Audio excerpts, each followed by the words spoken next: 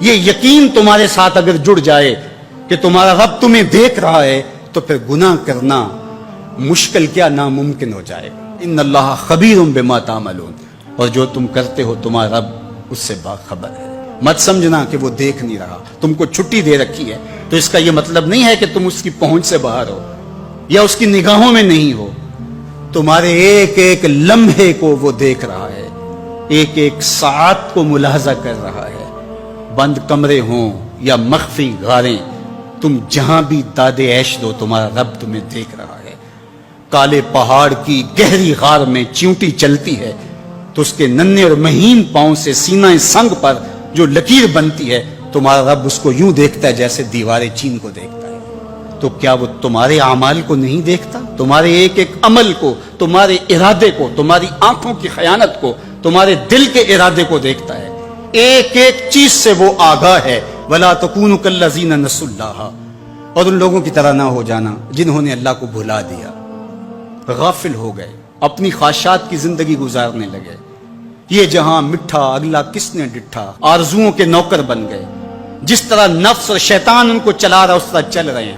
جو لوگ اللہ کو بھول گئے، اللہ فرماتا ہے اللہ نے انہیں ان سے غافل کر دیا۔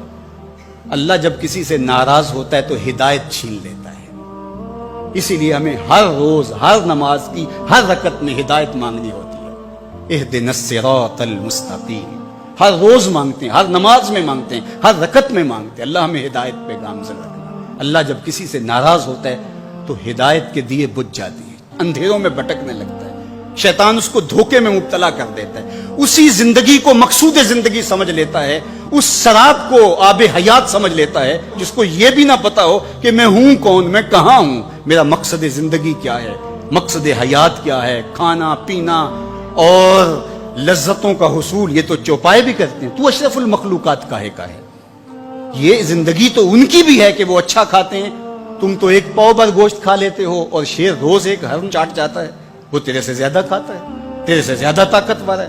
ہاتھی کا جسم تیرے سے کہیں بڑا ہے، پرندے ہواؤں میں اڑتے ہیں، مچھلی پانی کی تہوں میں اتر جاتی ہیں، عقاب کی نظروں اور بلندی پرواز کی دیکھنے والی ہوتی ہے، کرگس کہاں سے کہاں تک سونگھ لیتی ہے، ان کی قوت شامہ تیرے سے بڑی ہے، لیکن اس کے باوجود بھی افضل تو، اشرف بھی تو، اور اللہ نے اپنی نیابت کا تاج تیرے سر پہ رکھا ہے۔ تو تو مقصود ہے، تو تو مسجود الملائک ہے، فرشتوں کی پیشانی تیرے حضور جھکی ہے، تو اپنے آپ سے آشنا ہی نہیں ہے، تجھے پتہ ہی نہیں کہ تو کون ہے۔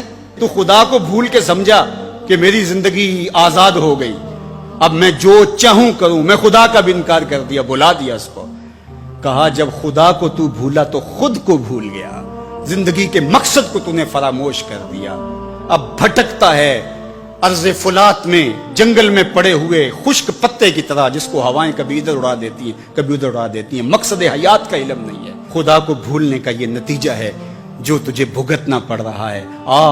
خدا آشنا ہو جا، خود آشنا ہو جائے گا، تجھے ذات سے آگہی ہو جائے گی، من کا شعور مل جائے گا، تجھے پتا چلے گا کہ میں کون ہوں، میری زندگی کا مقصد اور مقصود کیا ہے۔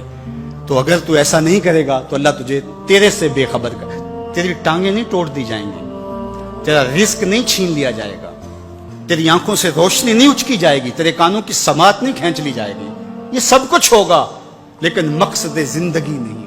تو کہا اس قرآن سے جڑ جاؤ، اپنی زندگی کو مالک کے سپرد کر دو اور ایک ایک لمحہ مالک کی چوک